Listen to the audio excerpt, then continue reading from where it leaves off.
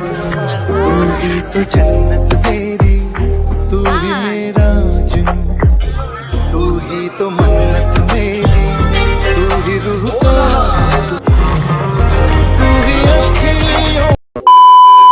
সকাল সকাল মনটা ভীষণ খারাপ হবার কারণ হলো ছেলেকে কালকে রাত্রেবেলাও ভীষণ বকা দিয়েছি আর আজকে সকালবেলাতেও ভীষণ বকা দিয়ে টিউশনে পাঠিয়েছি।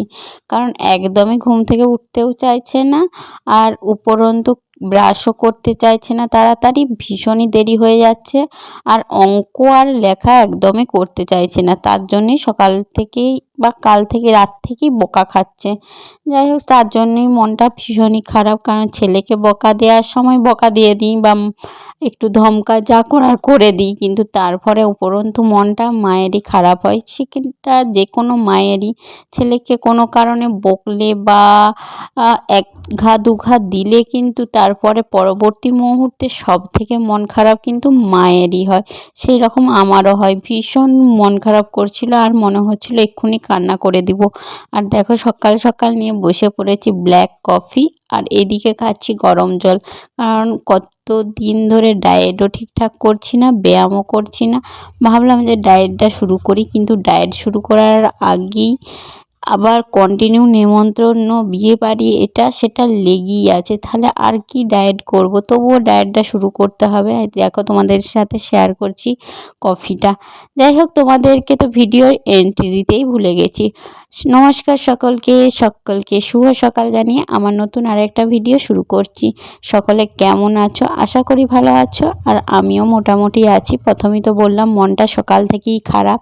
আর এদিকে দেখো আগের দিনে যে ভিডিও বানিয়েছিলাম ড্রেসগুলো আর এগুলো সমস্ত কিছুটা পড়েছিল, সেইগুলি শুরু করে দিয়েছি বাগাতে গোছাতে। কারণ একবার পরেছি দিয়ে জাস্ট এমনি চেয়ারের মধ্যে রাখা ছিল, সেগুলো বাগিয়ে গুছিয়ে এরপর আলমারিতে ভরে দেবো। কারণ এগুলো খুব একটা তো ইউজ করি না, এগুলো আমার তুলাই থাকে, সেই জন্য ভরে না রাখলে হেতা সেতা আবার নোংরা হবে আর একবার পরেছি তার ধোয়ার কোনো বিশেষ কোনো প্রয়োজন নেই।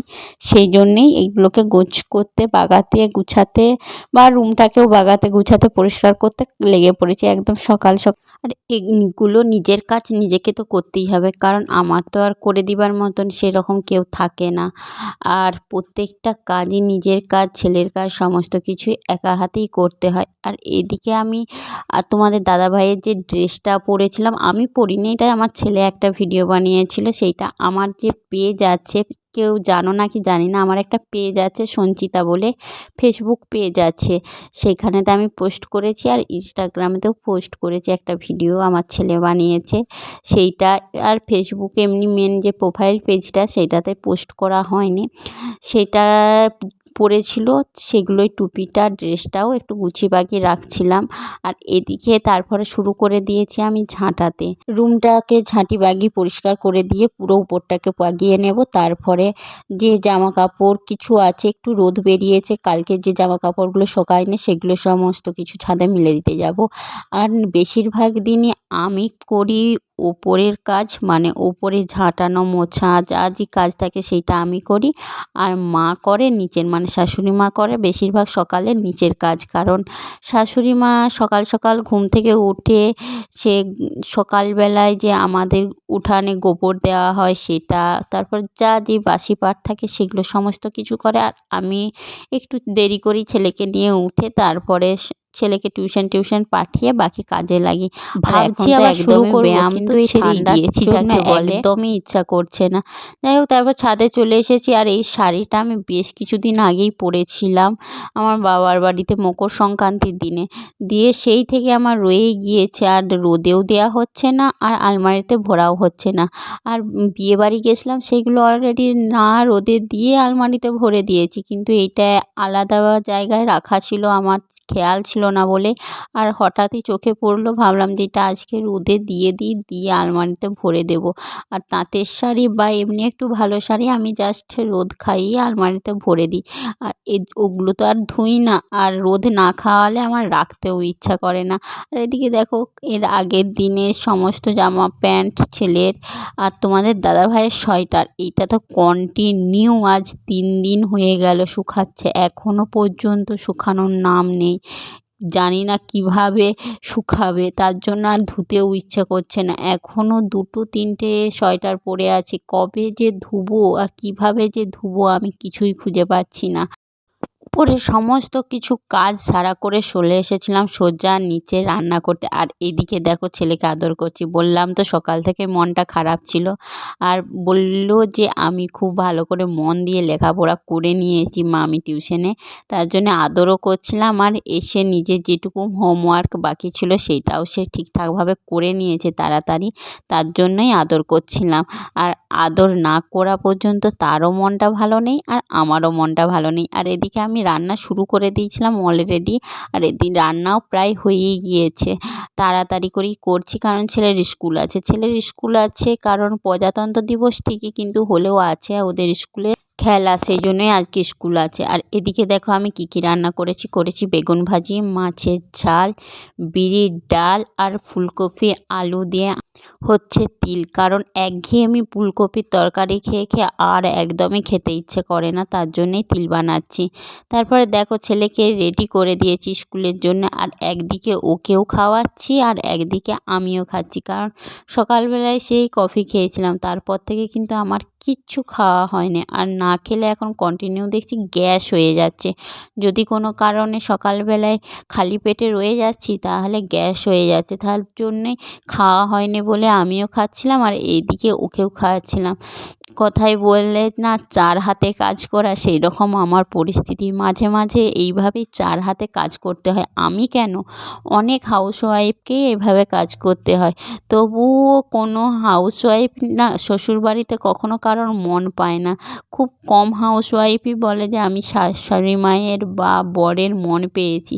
হাজার কাজ করলেও 4 হাতে কাজ করলেও টপ করে কারোর মন জয় করতে পারে না। এইটা হলো হাউসওয়াইফদের নিয়মই।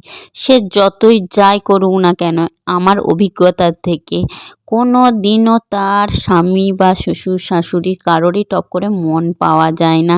আমার নিজের অভিজ্ঞতা থেকেই বললাম, কারণ অনেক ক্ষেত্রেই আমার সাথেও ঘটেছে, আবার অনেকেরই দেখেছি যে তারা সারা দিন রাত কত কাজ করে তবুও যেন শ্বশুরবাড়িতে সব বলবে কী করে সারাদিন রান্না আর খাওয়া।